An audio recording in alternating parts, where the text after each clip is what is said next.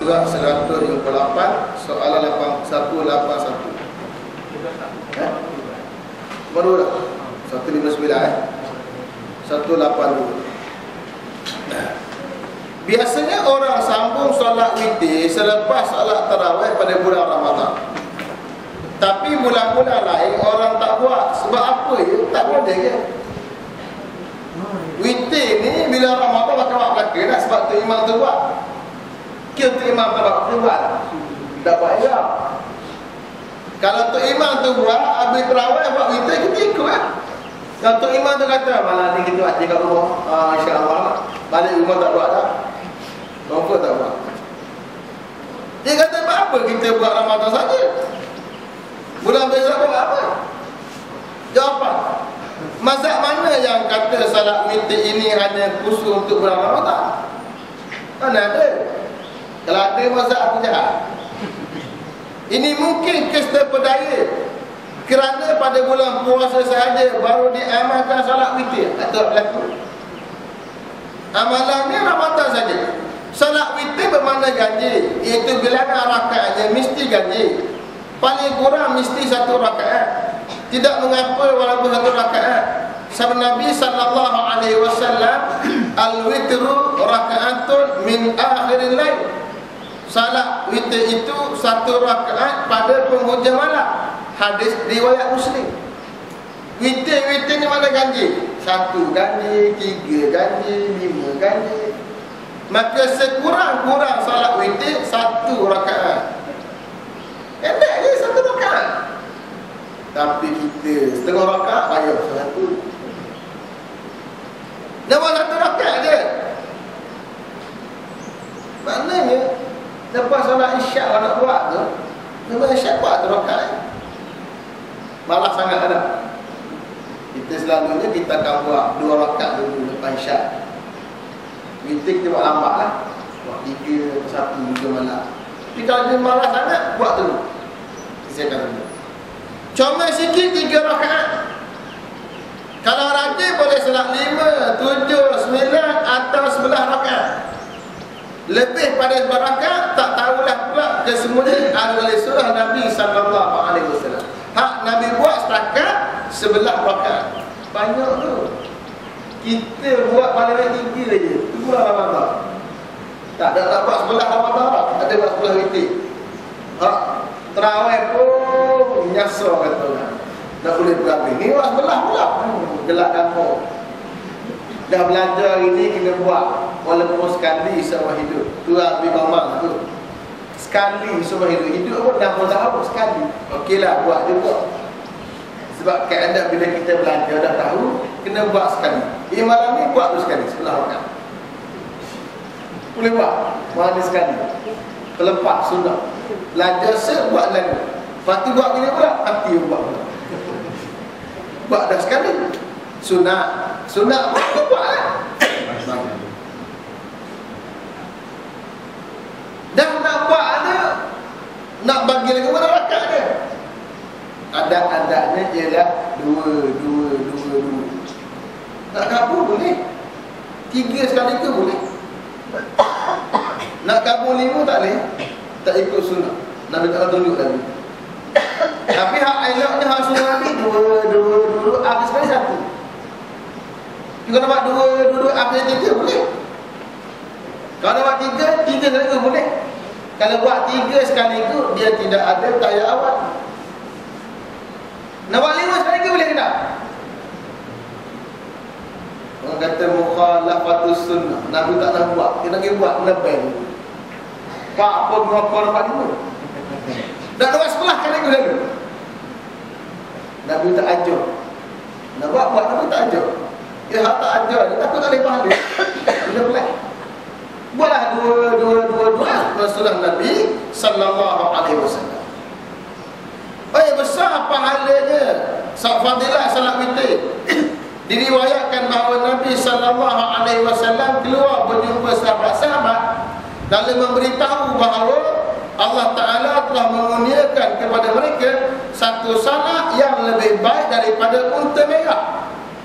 Unta merah ni merujuk pada harta paling mahal bagi orang Arab. Unta ni barang paling mahal dah. Sebab unta ni binatang yang disembelih dan dibuat kenderaan. Unta paling mahal adalah unta merah. Unta merah ni daging ni sedap, tapi selalu orang tak sembelih sangat sebab dia gagah untuk jalan. Maknanya pahala solat witir lebih baik daripada dapat harta dunia. Solat itu ialah solat witir, waktunya ialah antara solat isyak hingga terbit fajar. Mafhum habis Tirmizi. Syarat solat witir kena buat isyak dulu. Jangan buat witir dulu. Buat apa witir? Yang syarat tak ni? Tak kena lah tu. Isyak dulu. Witir tu penutup, dah penutup dengan isyak pula. Witir buat dulu. Tak kena. Sebenarnya setiap malam boleh dikerjakan solat witir. Ia boleh dikerjakan selepas solat isyak dan sebelum tidur. Kalau rasa esok tak sempat untuk bangun sebelum subuh, maka berwitirlah sebelum tidur. Kalau rasa boleh bangun tambahan jam makan berbanyak, maka boleh juga dilewatkan solat witir hingga subuh pagi ini. Nak lewat jam makan pasang syirik kisi masang, oh tak dengar. Ustaz kata jarak jauh. Dia dengar dia kata dulu. Lekor esok dia lalu pula. Ini bertepatan dengan saran Nabi sallallahu alaihi wasallam. Ij'alu akhir salatikum bil lailil witra. Jadi kalau akhir salat waktu malam kamu salat witir. Hadis riwayat Imam Bukhari. Keadaan awalnya salat witir ni buat dia sekali dah. Maknanya lepas habis salat isyak buat salat rakaat. Lepas tu balik rumah tidur. Malam ni nak bangun pula sembahyang malam. Sembahyang malam nak habis dah. Maka sembahyang sunat 2 rakaat. Belum masuk dalam subuh lah. Akhir sekali rasul. Tapi kalau rasa berat, ada hadis menyebut, kalau kamu rasa berat, buat awal. Takut tak bangun, buat awal. Dan Nabi sendiri pun walaupun dah buat witir pun buat awal, masih lagi buat solat sunat. Ketika Nabi dah main witir dah, Nabi buat solat sunat lagi pula. Oleh apa? Solat sunat. Maknanya walaupun telah tutup dengan witir, tak jadi salah buat lagi. Maknanya lepas isyak bayar sunat rakaat, buat witir. Takut tak bangun. Orang ni bangun belum subuh, sembahyang di sunat, boleh tak? Boleh. Tak ada masalah apa. Kita pergi sunat, sembahyang sunat 2 rakaat belum masuk subuh tu, maknanya sembahyang salat tahiyatul masjid, boleh buat lagi, tak masalah. Yang terbaik ialah buat pada penghujung malam sebagai penutup. Baik. Soalan 183. Sekali-sekala ada gerhana bulan atau matahari. Orang kata ada salat khusus ketika gerhana, betul ke? Ni cerita salat gerhana. Gerhana 2. Satu gerhana bulan, kedua gerhana matahari. Jawapannya memang ada, cuma jarang-jarang dilakukan kerana gerhana pun berlaku sebulan sekali. Ia sabit dengan sunnah Nabi sallallahu alaihi wasallam kerana Nabi pernah berlaku gerhana matahari ketika itu. Kebetulan pada ketika itu putera Nabi sallallahu alaihi wasallam bernama Ibrahim juga meninggal dunia. Bagi membetulkan persepsi bahawa matahari tidak gerhana kerana kematian seseorang, Nabi bersabda, "Inna syamsa wal qamara ayatan min ayatillah, la yankasifani li mauti ahadin wala li hayati, fa idza ra'aytum dhalik fasallu wad'u hatta yankashifa ma bikum."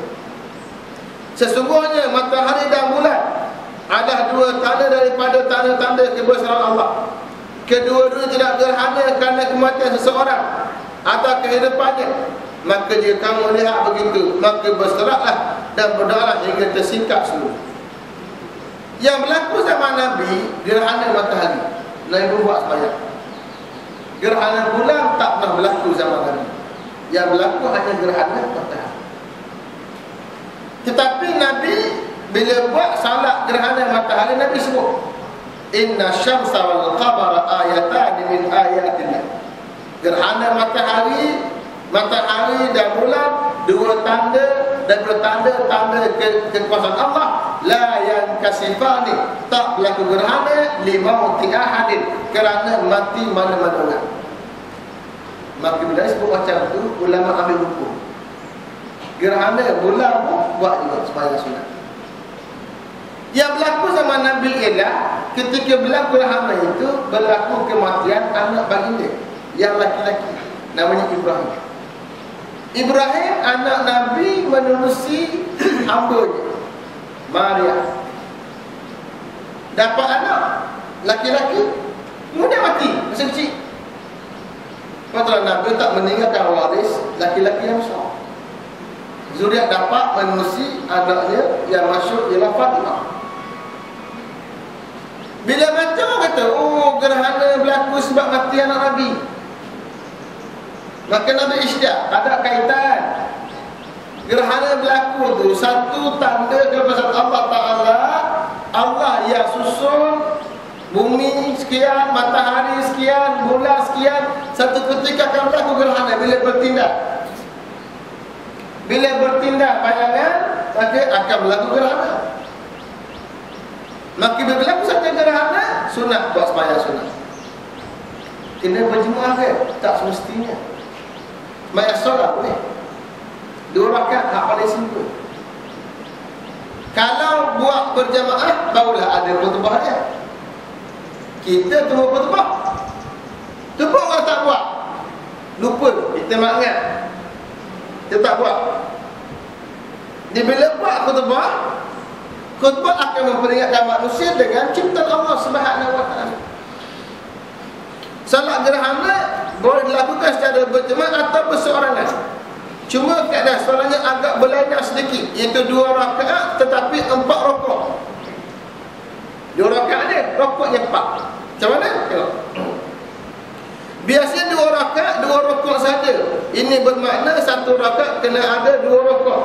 Keadaan ini sabit dengan surah Nabi SAW. Macam mana itu buat? Imam takbir, baca Fatihah, kemudian rakaat. Lepas rakaat, bangkit balik, bukan iktidak. Bangkit balik, baca Fatihah balik. Kemudian rakaat kali kedua, barulah turun habiskan sampai rakaat yang pertama. Nak rakaat kedua saya baca Fatihah pula. Tu rakaat, rakaat, bangkit balik, baca Fatihah balik, rakaat pula. Tu dia. Kena buat ni. Tak nak buat lagi. Doa biar gerhana kali kita buat. Kena hari Jumaat. Kalau cuma mungkin agak susah untuk diamalkan. Kalau begitu, agar tidak terlepas fadilah salat gerhana ini, boleh juga dibuat salat gerhana, sunat gerhana 2 rakaat macam solat sunat yang lain. Kalau malas sangat, boleh buat 2 rakaat biasa boleh. Kita tak ada asal tak apalah, buat macam solat subuh. Tak sunat 2 rakaat tu buat je, asal buat. Inilah pada mazhab Hanafi yang berdasarkan satu hadis bahawa Nabi SAW salat 2 rakaat tapi dengan berdiri yang panjang. Nabi pernah buat 2 rakaat, bukan 2 rakaat, tapi 2 rakaat yang panjang, lama berdiri. Selesai salat, Nabi memberi arahan agar mereka salat gerhana sebagai salat fardu yang baru mereka salat gerhana. Sebagaimana salat fardu yang bekerja ketika salat subuh. Itu mafhum hadis di Abu Dawud. Inilah yang sepatutnya dilakukan. Tapi kebanyakan kita leka dengan gerhana. Hanya seronok untuk menikmati pada gerhana. Maka ada tempat yang menyambut gerhana dengan pesta tarian. Masya Allah, betapa jauhnya dia bertunjuk Allah, tunjuk Nabi SAW. Kita gerhana, kamu belaka gerhana ni, kakak letaklah besen air lagi. Dah, letak besen air nak tengok. Sebab apa? Tak jangan straight ni. Kalau tengok tu kan buta mata nanti. Orang tu ingat, tengok straight mata buta. Memanglah kajian. Tengok gerhana lama-lama merosakkan mata. Tengok pada air. Dia tengok apa? Bukan suruh semayang dan berdoa. Berdoa agar Allah selamatkan kita dan beri yang terbaik. Macam kita sekarang lah, sibuk dengan panas, berlaku kebakaran sana sini, air hujan tak turun. Maka yang terbaik ialah buat salat doa pada Allah, namanya salat istisqa. Wallahu ta'ala a'lam. Kita akan bincang bab salat istisqa pada minggu depan. Salat bermanfaat nanti insya-Allah. Ini ada jemputan majlis baca Yasin rumah Azizah Ismail.